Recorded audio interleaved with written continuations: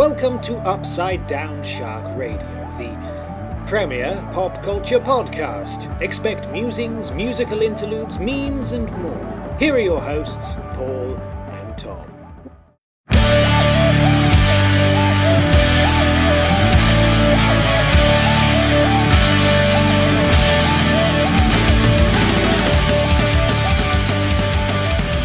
Hello and welcome to an extra special edition of Upside Down Shark Radio. Joining me tonight is Mr. 105% attendance now. He's still got a few in the wood, shall we say. Mr. All Good, Paul Wood. How's it going, guys? And I am your hostess with the mostest, the cleaner himself, Tom Baker. And today we'll be discussing a week on from Wrestle Kingdom 12, the card in full, and just running down the matches, what we thought of them, and how WWE can learn from this absolute pinnacle of entertainment. Definitely. They've especially last year's WrestleMania. It's got so much. The past three, man. It's got, yeah. After last year's WrestleMania,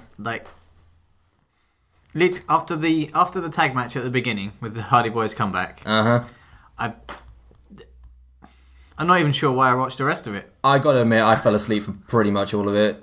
And that's just been my general attitude to WWE for the past couple of years. It's been much easier to keep up to date with YouTube highlights because you don't have to sit through all the faff and nonsense. Yeah, same. I literally just read highlights instead of watching Raw now because just unless it's mentioned that one of the matches on there was phenomenal, and then I'll go and watch that specific match. Yep. It's bad times. It's bad times in the WWE at the moment. With so much talent on there, you'd think they'd get it better. They've got basically the best wrestlers in the world, bar a couple at their disposal, and they're just hindered so much, except for Jinder. They don't hinder Jinder. Anyway. Enough about WWE. We'll talk about them later in the month when it comes to the Royal Rumble, which, regardless of my attitude to WWE, I will always be excited for the Rumble. Royal Rumble is always fun. Yep, it's always probably my highlight of the year, more than Mania. So enough about WWE, let's talk about Wrestle Kingdom 12. Let's talk about some real wrestling. Some real wrestling, not sports entertainment. That's not wrestling. This is some real wrestling. So, before we go into any individual match, Paul, what did you think of the card and the event in general? As Wrestle Kingdom usually is, it's just fantastic. Some of the highest caliber wrestlers in the world. Obviously this year, most people watched it for one specific match. Oh, yes. But they got treated to some other phenomenal matches at the same time. Yeah, I've got to be honest, this was the first New Japan event I've watched in full, and admittedly, it was the allure of Chris Jericho versus Kenny Omega that drew me in. But along the way, you're right, I have got a lot more fan favourites who I will be following in future and keeping a closer eye on. Yeah, I've been watching Wrestle Kingdoms and various New Japan pay-per-views since Wrestle Kingdom 9, which had just one of the best matches of all time. Who was that? It was Shinsuke Nakamura. Oh, yeah. Who was he wrestling? I think he was against Kota Ibushi. Oh, boy. That's a spicy meatball right there. Yeah, that was... Yeah. Just, yeah. I highly recommend going and watch Wrestle Kingdom 9 for the main event. I'm sure I will do that. But you only have to look at the alumni of New Japan still wrestling around the world today to look at just the absolute factory of 5-star matches they produce. I haven't actually checked the Meltzer ratings yet for Wrestle Kingdom 12, but I'm certain there's going to be a few 5 stars in there. Yeah, I'm not sure any of them will be 5-star matches because I remember 1 or 2 botches in sort of each match, but... Oh yeah, it was only minor stuff, and only if you're a proper maybe it's just stickler. It's the WWE has lowered my standard so much that anything above it is instantly 5-star. Anything that isn't a WWE match, 5 stars. Instant 5-star. Miz TV 5 stars. Anyway, maybe we won't go that far. So kicking off the show, it was the IWGP Junior Heavyweight Tag Team Championships. You can tell I haven't hosted this in a long time. It was the Young Bucks versus Roppongi 3K, Sho and Yo. God damn, tag team wrestling is just the best, isn't it? It really is, especially when the Young Bucks are concerned. Like, oh yeah, they just never cease to amaze. Like, they are made of rubber bands. They're the younger, more springy version of the Hardys at their peak. Absolutely, and they came out at Wrestle Kingdom as full heels. Like they were the full heels in this match, and they played it so well, working the backs, systematic takedowns of body parts. Yeah, crazy moonsaults when people are resting against the ropes. That looks like they could easily snap someone's spine. Yeah, like the guy, they're just... Their career has been on the up for about the last 8 years. I mean, you know they're the highest selling merch in Hot Topic. Superkick Party. Yeah, I've got to get me some of that. And they're just so entertaining. They're that special kind of heel that you just can't boo because you just love their work and you just appreciate their work so much.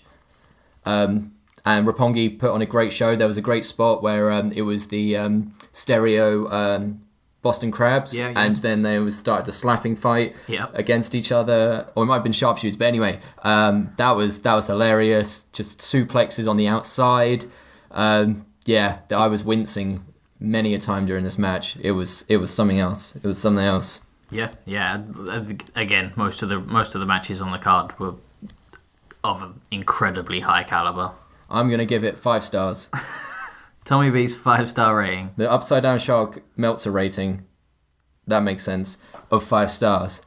So moving swiftly on, we have the gauntlet match for the Never Openweight 6-man tag team titles, which I like to refer to as the Never Overweight 6-man tag team championship, because that's what I thought it was for such a long time, and I couldn't understand why. Never overweight. Never overweight. It's because they're all so small. It's like 205 Live. Except for Michael Elgin, that was the thing that probably should have given it away.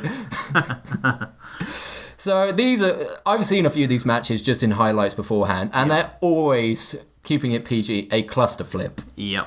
There is just so much going on. There's so many times where you feel like the rules have just been thrown out the window at the expense of good storytelling and good spots. Yeah, you tend to find that with quite a bit in New Japan, to be honest. But I'm fine with that. When the ref should be counting to 20. Yeah. I tell you, that threw me off. I had no idea that the countouts in New Japan were 20. Yeah. So I was like, there's no way he's going to get there in 10. There's no way. What are they doing? I thought this was all about building tension and there was no dusty finishes in New Japan. But yeah, apparently not. 20. No, it's 20. And I tell you the truth, it works quite well. So back to the gauntlet match in hand. Again, coming from a outsider perspective, there's quite a few names which are known, especially Juice Robinson was CJ Parker in NXT. I'd known about Bad Luck Fale, Tamatonga and Tangaloa from Bullet Club, because Bullet Club just are permeating all pop culture at the moment. Dominant. Like, they're holding their own pay-per-view, aren't they? Yeah, I am so tempted to get tickets. They're holding their own pay-per-view in Chicago. Have you seen the posters for it, though? I haven't, no. They've done individual posters for all the key members of Bullet Club and Stephen Amell for some reason, because he's friends with Cody. Yeah. And it's just their face with the words "All In" next to it. But because of the font type and the way of the spacing with the font, it looks like it says Allen, as in Gigi Allen. So I've already seen one edit where it's just Gigi Allen's face saying Allen. Oh dear. Bullet Club Allen. Yeah, it's because they were told they would never sell out an arena. Yeah, Meltzer said they'd never sell out a 10,000-seater arena, and they're going to do it and then some. Easily. Well, apart from the fact their pay-per-view's in Chicago. Mm-hmm. I smell punk bells. It would be the perfect comeback for him. Can you imagine a bill with Kenny Omega, Cody Rhodes, CM Punk, and Bryan Danielson, and the Young Bucks. Well, that's already been announced. I'm talking about these dream matches that could happen. All of those things are possibilities. Yeah. And to tell you the truth, if they're going to need 100,000 with a bill like that, they'd have to upgrade the venue. Yeah, they're going to sell out so quick. Yeah. I mean, the amount of times I've hovered over Expedia looking at flights to Chicago over that September weekend. Yeah, just don't tempt me. Anyway, tangents aside, gauntlet match was won by Chaos, team of Trent Beretta, Ishii, monster of a man, and Yano, freaking hilarious. I absolutely love Trent Beretta. I love Trent. I love Trent Beretta when he was in the WWE because he was the modern day Jeff Hardy. Yeah. He only lost matches because he did ridiculous things. Have you seen... You get the gold or the glory, and he went for the glory every time. Have you seen the time he did a plancha out of the ring onto nothing? Yes. That's what sold me on Trent instantly. That is pure Jeff Hardy right there. Oh, yeah, I'm so happy. I'm so happy they won. Yeah, and Ishii and Yano are just great. They're just so entertaining. And War Machine were in the match as well. I've heard they're going to NXT as well. I believe if they haven't signed, it's in the next few... I would imagine so, yeah. Yeah, it's imminent. And they're phenomenal. Yeah. Phenomenal tag team. The what they can do for men of their size... Yeah. You know, I would absolutely love to see maybe Braun Strowman make a faction with those two. Can you imagine? Yeah, well, as soon as they do debut in NXT, they're going to take out the Authors of Pain quite easily. And they'll go up to main. And then, if not, jump them. Because they've got the experience. They don't need to hone their craft. Well, true, but then again, Sami Zayn, Shinsuke, Fergal, none of those needed to hone their craft either, but they still did their time in NXT. Yeah, Joe. I think that was because WWE tend to clip the wings of talent. Oh, Vince, why'd you do this to me? So yeah. Yeah, I mean, WWE has a very specific style of wrestling, so I suppose it takes some longer to acclimatise to that, especially from going to Japan, where you wrestle a much lighter schedule, but you can go harder every night. Strong style. Exactly. I mean, if you did strong style as many days as WWE Tour, you'd kill yourself in half a year. Or someone else. Yeah, exactly. So I can see the logic, but it is a shame. It's a shame to see the potential being tapered slightly. Yeah.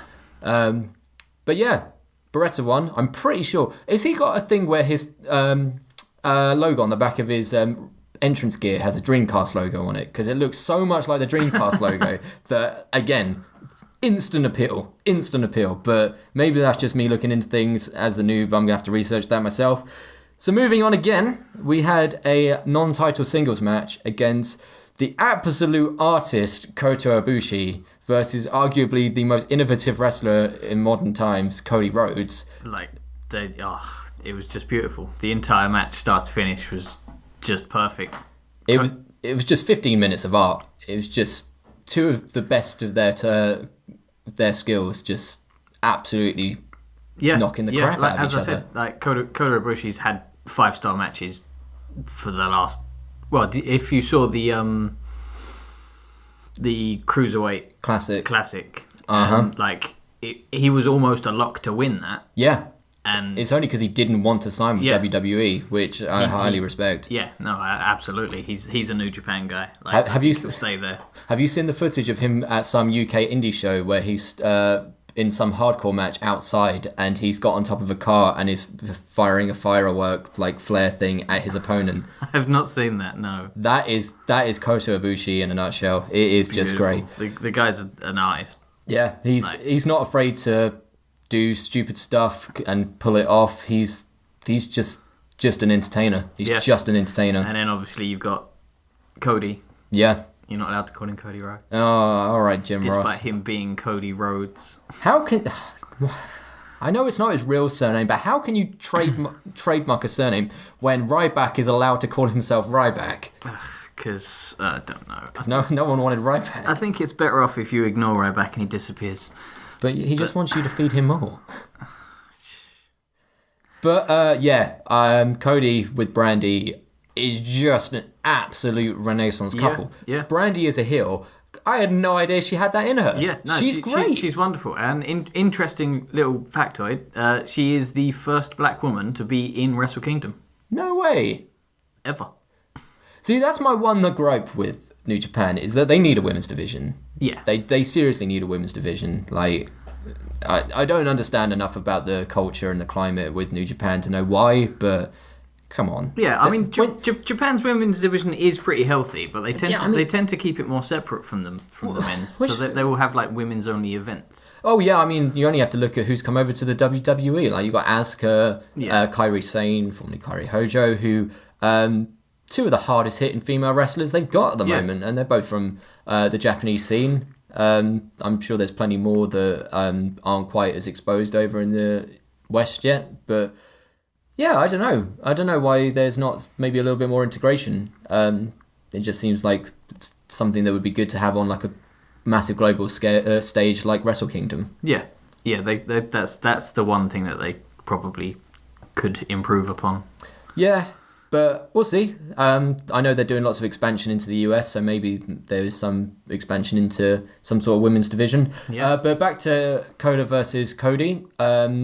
Ibushi won with a Phoenix Splash onto Cody. I believe that's only Cody's second loss in New Japan. I believe the only other one was Okada at the G1. Yeah. Essentially, he only loses to the big boys. Well, that is a good position to be in. When you think about it, though, was it less than 3 years ago he was Stardust and was in IC title ladder matches, multi-man ladder matches, and that was his ceiling? Yeah.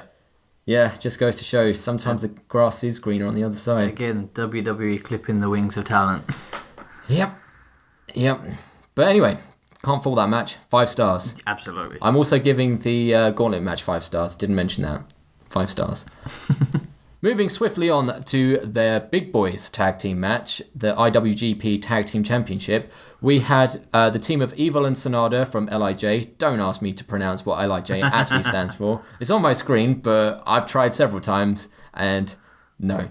Versus Killer Elite Squad, the team of Davey Boy Smith Jr. and Lance Archer. Yep. Again, another fantastic match. I'd heard a lot about KES before this match, about how in their entrances they used to just spit and gob on the crowd as they walk in. Yeah.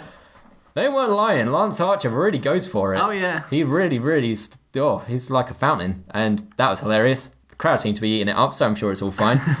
But yeah, I loved Evil and Sonata as sort of the more supernatural pairing, the kind of greeby goth Hot Topic team.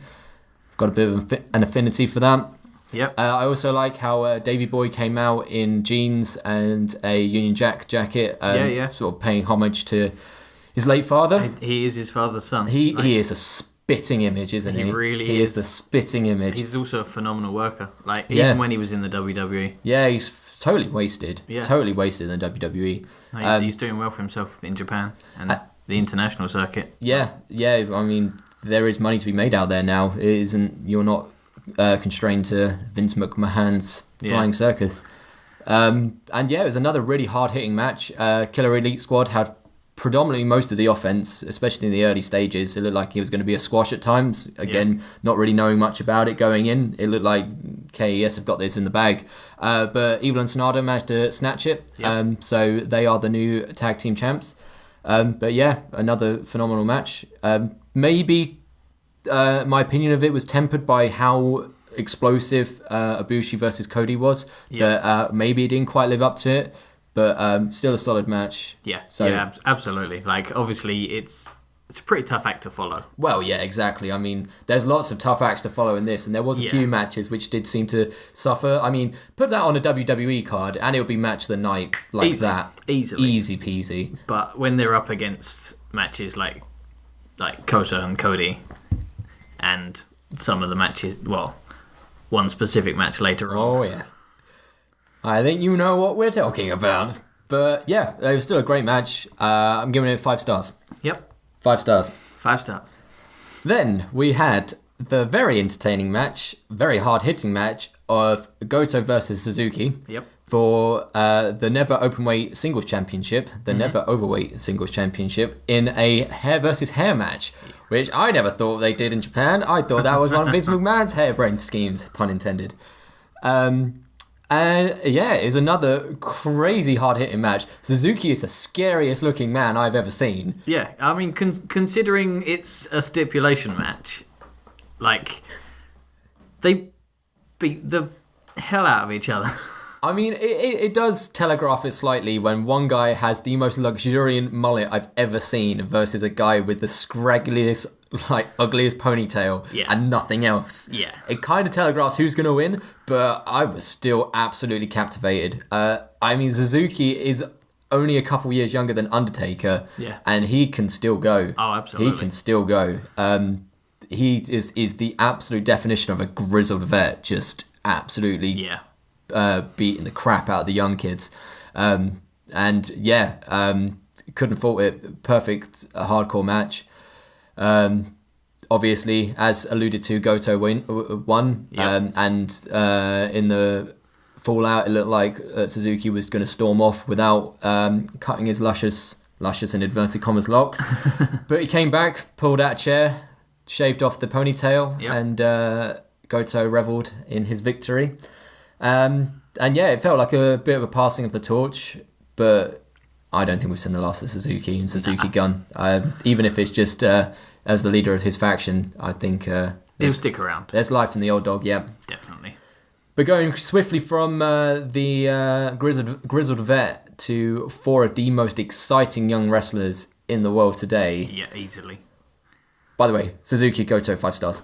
We had the IWGP Junior Heavyweight Championship, the fatal 4-way, as it were, of Will Ospreay, Marty Scurll, My boy, Takahashi, and Kushida. Oh my word! What is this? We're recording on the 11th of January, and this is already going to be my match of the year. I can feel it. It had everything. Yeah, it had absolutely everything. I mean. Yeah, Will Ospreay and Mighty Scurll, 2 of the hottest. Just the best in the world. Yeah, two of the best, 2 of the most up and coming guys in the world. Obviously, Mighty Scurll is the heel. He's the villain.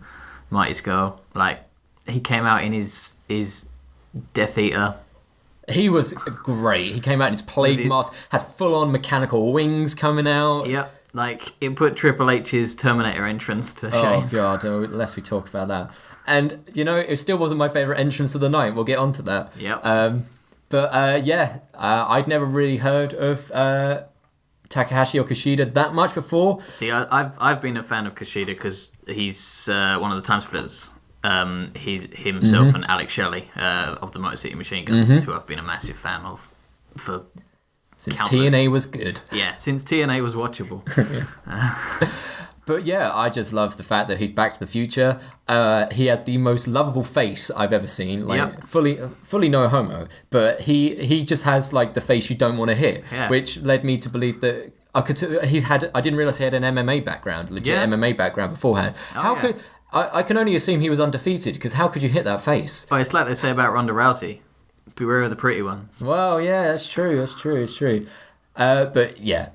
down to the match, it had some of the most entertaining, electrifying high spots. Yeah, some of the most innovative moves that I've seen. Obviously, to be honest, going into this match, I didn't have an intricate knowledge of Takahashi. Yeah. Myself, he was the black sheep of that match for me, because I obviously I'd seen him about, but I hadn't seen a lot about him. Yeah. Whereas the other 3 I knew sort of intimately, almost. Well, what you do with Will Ospreay, Mighty Scurll, and Kushida in your own time is your business. But obviously he spent a lot of the match, to be honest, not doing a lot. But what he did do... that's the thing. This match... it was the Sunset Powerbombs that... I genuinely thought Mighty Scurll was going to die.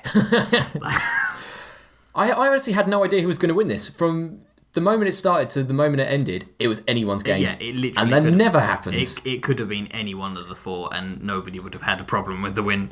There was so many chicken wings and cheeky Nando's kicks, and if you tell anyone who doesn't know wrestling that, they're going to think you're an idiot. But it was just so good.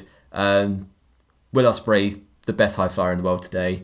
Marty Scurll is a great ring technician. He's a great storyteller in the ring. Yep. All the stuff he was doing with Takahashi outside, taping him up to the barrier and giving him the finger snap, was great. Bringing out the powder and throwing it in the face. All these great dastardly heel techniques, but again, a heel that you just can't help but love because he's so charismatic. And he broke his umbrella. It just had everything. It had everything. stereo suicide dives out of the ring, which looked like they were going to just die on the barrier. Yeah. Can we also mention that the barriers in New Japan have no padding at all? They're literally the crowd just barriers a steel railing. are just a steel railing, and they jump onto them like they were made of cotton wool. Yeah. It's so impressive and so terrifying, and I loved it. But ultimately, after all the carnage and entertainment, it was young boy Ospreay who picked up the belt, and I couldn't be happy with that because absolutely, like he's top notch. It's only going to raise his stock even more, which can only be good. He's obviously entertained the idea of joining WWE at some point, and he'll be wrestling Pete Dunne soon as well in Milton Keynes at IPW. Which will be the first time that a New Japan champion and a WWE champion have wrestled since Hulk Hogan and Great Muta. Yeah, so it's going to be, that match is going to be fantastic. There is no way that's not going to be a Upside Down Shark 5-star match. Yeah, because there's no other rating. It's either a 5-star match or we don't talk about it. Pretty much, but we're talking about every match on here, so you can guess what the ratings are. I would say, spoiler alert, that was probably my match of the night. Well, I say spoiler alert, I say it's my match of the year, so logic will dictate it'd be match of the night. Yeah. But there were a lot of match of the year contenders in this, so for it to stand out that much is a testament to the talent on show. Yeah, as far as the spottiest spot fests go, like it was... Meltzer would... No, who's it? It's Jim Cornette is the one who hates all this spot monkey nonsense, and... Yeah. Honestly, I don't know what he's talking about. If it's not technical wizardry, he doesn't like it. If it's not kayfabe, it doesn't count. Yeah. Yeah, so, best match of the year, best match of the decade, I don't know, could be, we'll see. Moving on, we had Tanahashi versus Jay White for the Intercontinental Championship. Now, full disclosure, I kind of think I went out and made a cup of tea during this match, so which is weird because it was 20 minutes long, so I don't know how long I was brewing it for, but I don't remember much of this, so I was wondering if you could enlighten us on really what happened. In all honesty, I have to admit pretty much the same thing. No! Like it was one of those where the four-way match took so much out of you watching it, like you're on the edge of your seat for the entire sort of 20 minutes that it was on. Yeah. Like, after that, you needed to go and do something else just to calm down. It had the most unfortunate place on the bill because it was right after the four-way for the junior heavyweight strap, and it was right before arguably the second best match of the night, and I would imagine your favourite match of the night. It was, yeah. But we'll still give it credit because, I mean, Jay White and Tanahashi are still two fantastic wrestlers. Tanahashi won, which I know surprised a lot of people because I believe the whole story going into it that Jay White was the young upstart who was going to get the rub off the more experienced guy, but that didn't happen. Tanahashi, is he the guy that's pretty much the John Cena of New Japan, the sort of like the long-serving... give or take. He's essentially there to put people over now. Yeah. He's the one who's sort of like been the poster boy for the promotion. But yeah, Tanahashi won. So that's the Japanese version of LOL Cena wins. But I'm still going to give it 5 stars. Why not? Why break the habit of a lifetime? So, moving on to a match that I know we both paid very close attention to. We had the match that pretty much they built the card around. We had Alpha versus Omega. Two of Canada's finest exports. We're talking about Kenny Omega and Christopher Jericho. Yes, we are. What a match. It was just everything. Like, there was so much trepidation going into this because the hype was so high that there was no way it could have lived up to the hype. It only went and lived up to the hype and more, didn't it? Yeah, it was one of those. It's one of those rare occasions where there's so much hype, and it exceeded it. It just did. It was obviously this was for the United States Heavyweight Championship, the newly founded championship that only Omega has held so far. Yep, the Omega belt. The Omega belt. Just everything from the start, from Kenny Omega coming out as an Egyptian god Yep. with a gun. Well, he was one of the new Destiny characters. Oh, was he actually? I didn't realise. Oh, because I was watching it with the American commentary and they just made it out that he was dressed as a wrestling god. Yeah. Yeah, he was basically cosplaying as a Destiny character. That's even better because the gun looks so cheap and paper mache. It really did.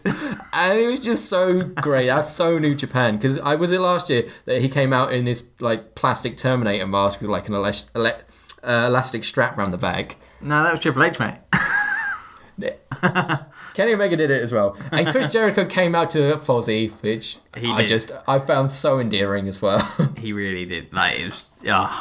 and the match was... It wasn't a match, it was war. It was war. For Chris Jericho being a 47-year-old man, he took some of the stiffest bumps I've ever seen. Yeah, I mean, the difference between this match and all the other matches you've seen Chris Jericho have is that this was, I believe, the first non-WWE match he's had.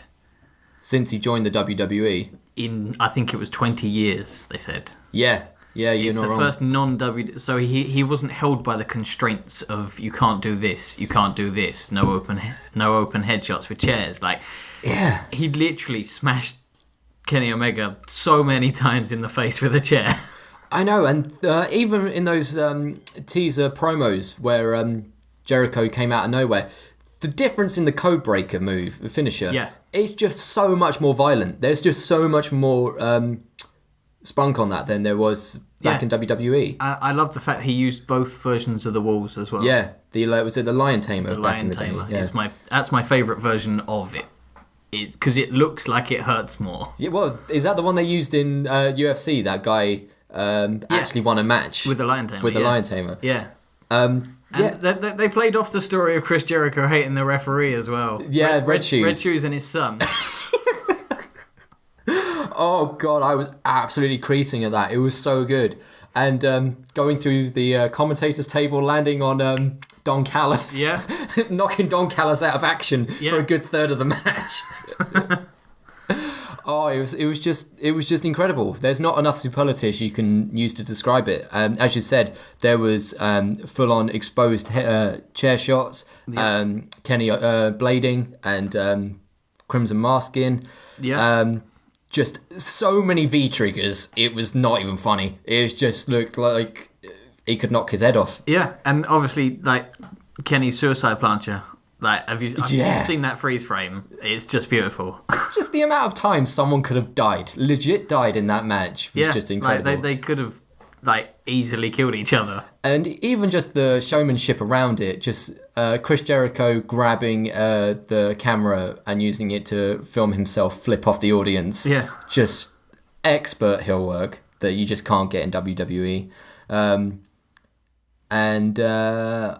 Obviously, Kenny won at the end. He retained the title. Yeah, it was one of those that nobody quite knew which way they were going to go with it. Absolutely. Because Chris could have easily won, and everyone would have expected it.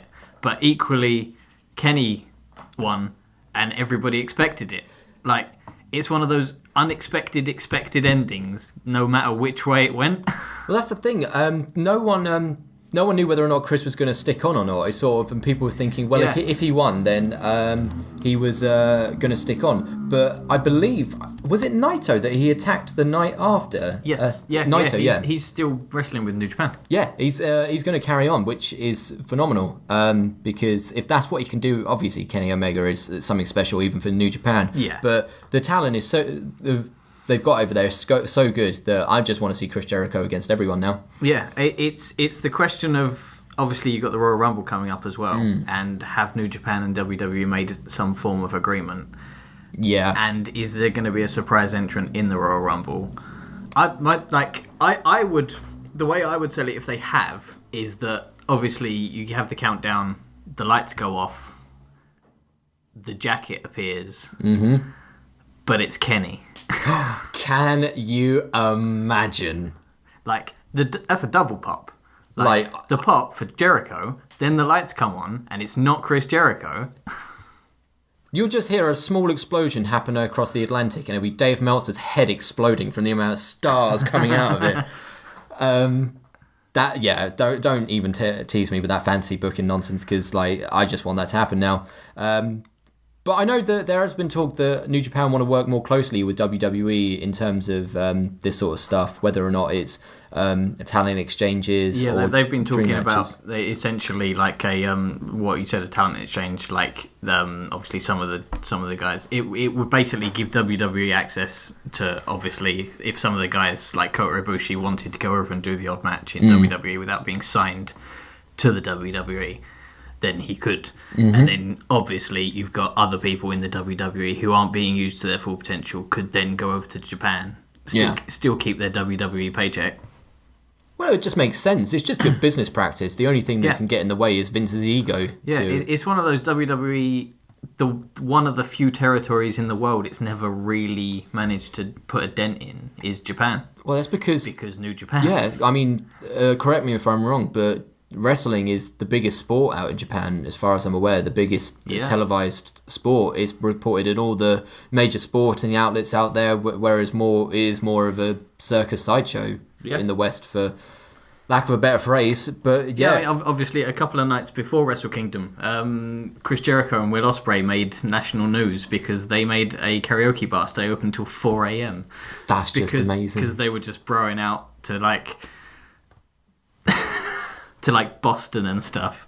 I was gonna say, shall we think of the top 3 songs that we think that Ospreay and Jericho were rocking out to? I think number 1 is that Jericho made Ospreay sing Judas by Fozzy.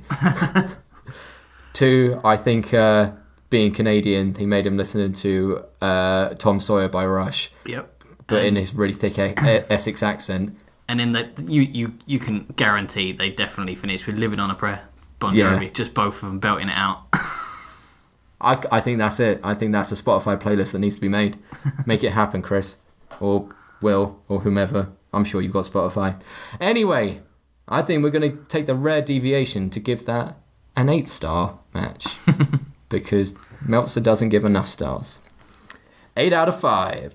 Okay, so after that absolute war of a match, we were down to the main event, or the co-main event, I suppose, technically. We had the IWGP Heavyweight Champion, Kazuchika Okada, versus the challenger, Tetsuya Naito.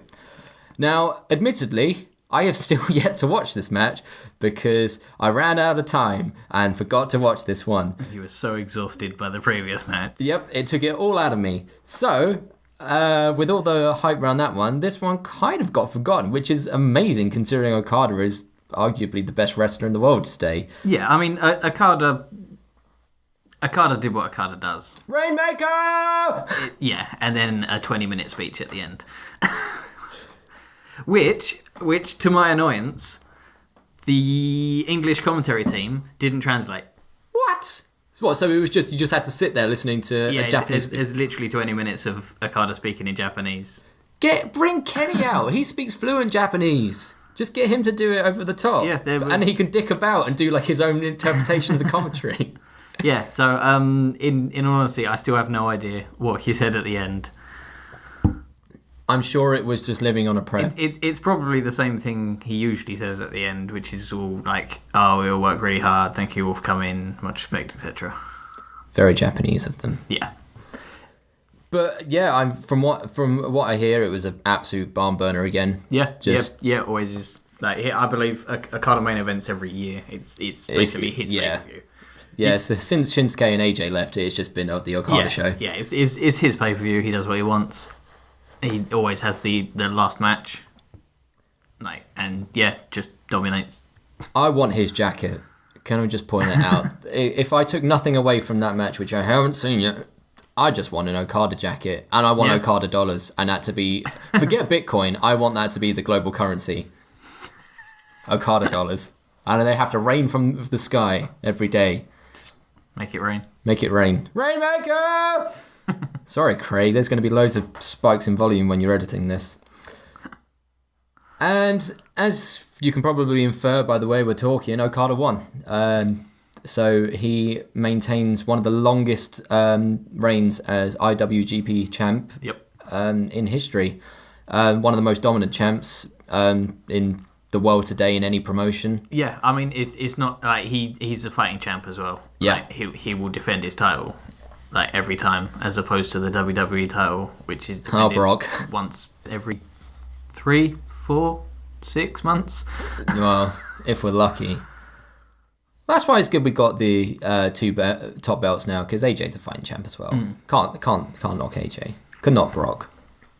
You suck, Brock. Come at me. I'd have you. I do jiu-jitsu. Anyway, that was Wrestle Kingdom 12. The pinnacle of wrestling for 2018, and it's only 2 weeks in. Yeah, it's all downhill from here. Yeah, I mean, I can honestly say, coming in as a relative novice to New Japan, I was absolutely blown away just by the quality of wrestling, the storytelling within the matches, not having to sit through hours of backstage promos and video packages to get the story of a match is just so refreshing. Just having a match that has a beginning, middle, and end that captivates you, sucks you in, even if you can't understand a word they're saying. It's an absolute art form that you just don't see enough. The fact that in a language we don't understand, they can convey a sentiment, and you get it. Yeah, absolutely. It is an art. It sort of transcends that idea of it being just like a sideshow thing from circuses and carnivals. It is now a legitimate art form. Yeah, it really is. And I will be paying closer attention to New Japan in the calendar year 2018. I can't wait for... I'm not sure what the next event is, but I will be checking up on that. I'll definitely be watching G1 in the summer, and fingers crossed, if their global expansion carries on, there may even very well be a UK show at some point soon. Possibly. They've done the US. It'll be interesting to see Best of the Super Juniors this year. Oh, yes.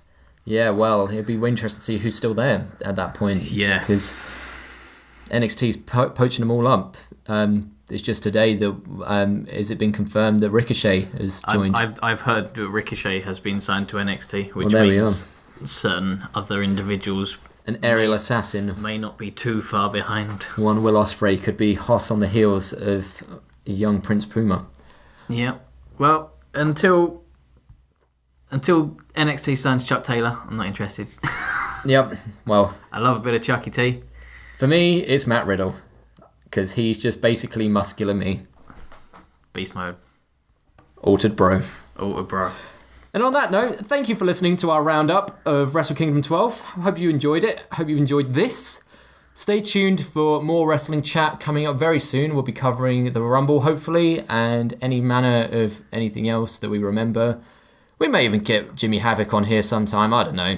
We'll try. One day. One day. Maybe he's listening to this. You alright, Jimmy? We still owe you a shark. We still owe you a shark, because you are still our Wrestler of the Year, I think, if I remember. But we're rambling now, so we're going to end it there. I have been Tommy the Cleaner Baker. I'm still Paul. We really need to work on your wrestling name, man. And we have been Upside Down Shark Radio. Thanks for listening, guys. Thanks, guys.